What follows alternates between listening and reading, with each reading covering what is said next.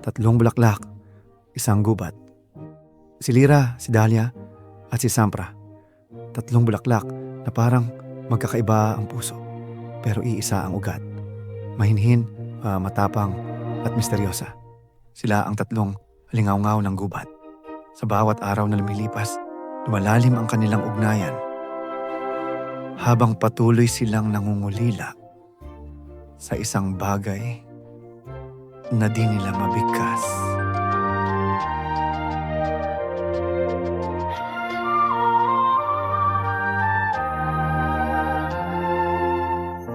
May araw na siyadong maliwanag, mahilig magsalita, pero may laman ang katahimis sa bawat bulaklak dito sa gubat. Ako ang may pinakamarupok na ngiti.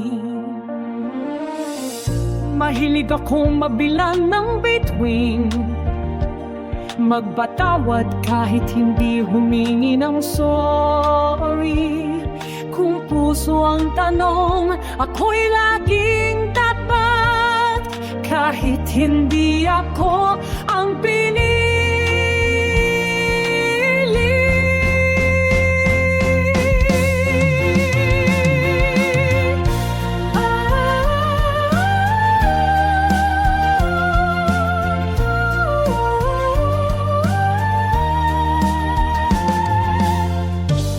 Ako si Dahlia, laging may sagot. Hindi ako sweet, pero hindi rin malupit. Kung gusto mo ng drama, huwag sa'kin. Pero kung action game ako, simulan natin. Wala nang halong natin, diret sa halan. Hindi ako paligoy-ligoy, pero marunong din akong magmahal.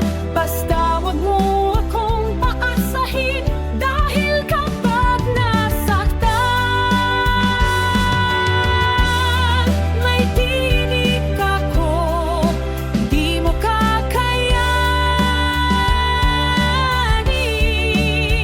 Tahimik ang gubat tuwing gabi at sa dilim, ako'y gising pa rin. May mga alaala akong hindi ko maaala, may lungkot na hindi kayang ipinta. Hindi ako mabait, hindi rin ako masama. Ako'y tanong na walang sagot pa. Kung lalapit ka, mag-ingat ka rin. Hindi lahat ng maganda ay palahalikan sa dilim. Tatlong bulaklak, isang gubat.